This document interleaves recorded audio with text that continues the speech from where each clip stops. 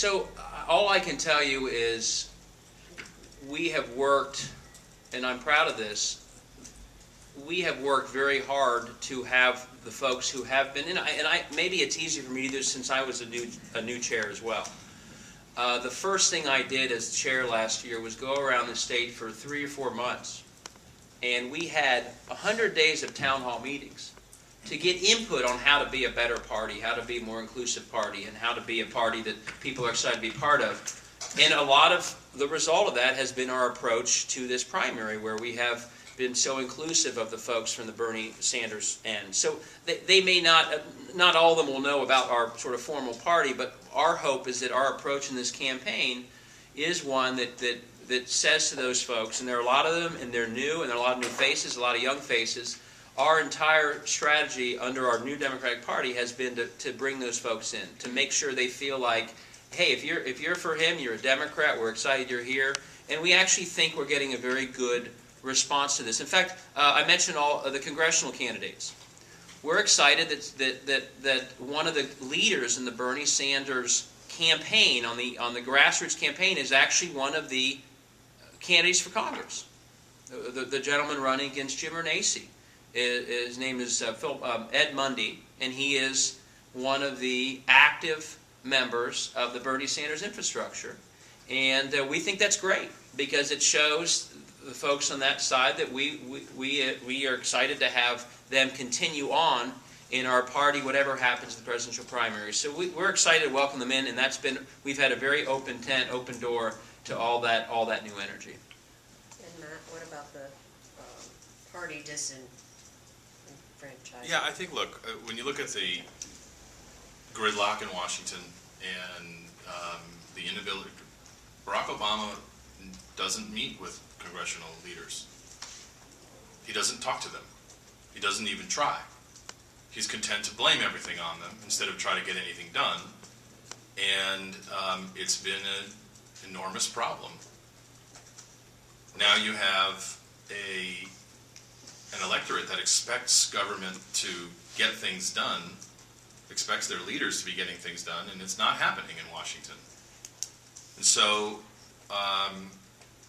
we threw the bums out in 2010, who had the majority in the House, and then we followed that up and threw the bums out who had the majority in the Senate, and now we've got to get someone in the White House who can actually reach across the aisle. Remember Barack Obama campaign? I was out on the road with John McCain, and he just was so pitch perfect. President Obama, then Senator Obama, saying how he was going to transcend partisan politics. He was going to go to Washington, and he was going to, finally get things done. Not only did he not do that, he made it so much worse than it's ever been before. And I think that helped to, of course, add to voters' frustration about the process. And you're seeing some of that reflected right now. You want someone who's gone to Washington and shaken things up? Vote for John Kasich. You want someone who's come to Columbus and shaken things up? John Kasich. He says all the time, I laugh when I'm there in the room with him, and he'll say, the party isn't my master, it's my vehicle. And I think, yeah, that's damn right. We don't tell John Kasich what to do, or really even ask him. He has a vision for how the state needs to be led, oftentimes well documented, that he's gone against leaders in his own party to get things done that were important to move the state forward.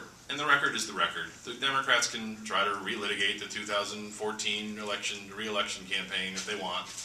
The bottom line was 64% of Ohioans agreed that moving the state forward, balancing the budget, cutting taxes, 400,000 new private sector jobs was a difficult and important accomplishment for a governor who has been very, very active and would be if he went to Washington. Don't forget when he was chairman of the Budget Committee and balanced the federal budget, which are, I always have to stop and pause when I remind myself when I got started in politics working for George Voinovich when he was the Republican mayor of Cleveland. I just have to stop and say, let's say those words together again in the same sentence. Republican mayor of Cleveland. Balanced the federal budget, balanced it. Bill Clinton was the president. It was with a Democratic White House. that he was able to forge that deal and get that done. This is somebody who has a record of being exactly this way, and I think when voters learn more about that and see that and hear his positive message, they'll realize that this isn't just the smoke and mirrors that the Obama campaign was to try to get votes. This is an actual effort to try to go fix Washington. Let me just follow up on that. Let me jump in real quick if I can. But first of all, I misnamed the congressman. Keith Mundy was his name. Secondly, go back in the history of the 90s, and I'm not on any higher stage than this, but this myth that John Kasich balanced the budget in Washington in the 90s, he mentioned that Bill Clinton, go back and do the history. He was not even in the room when the key deals were cut. It's projected out there again and again. It's good campaign rhetoric. But what I really want to get to is this stuff on Obama. The idea that Barack Obama showed up there and was partisan and divisive, it is rewriting history, folks. The Affordable Care Act. Mitt Romney, only a few months ago, had a celebration of Romney Care. And he was saying, he admitted, Obamacare was Romney Care. That was the model. So Barack Obama goes to Washington, and he doesn't pick the most liberal plan. He picks the one that was modeled on Republican plans, on a plan that Republican senators had actually pushed for in the 90s, like Bob Dole. He picked a plan that Governor Romney, as a Republican, had passed in Massachusetts, and he said, okay, I'm going to be bipartisan. I'm going to pick something that they can't say is so democratic because it actually was the initial Republican plan. And that's what I'll do as a starting point to get something good done in Washington.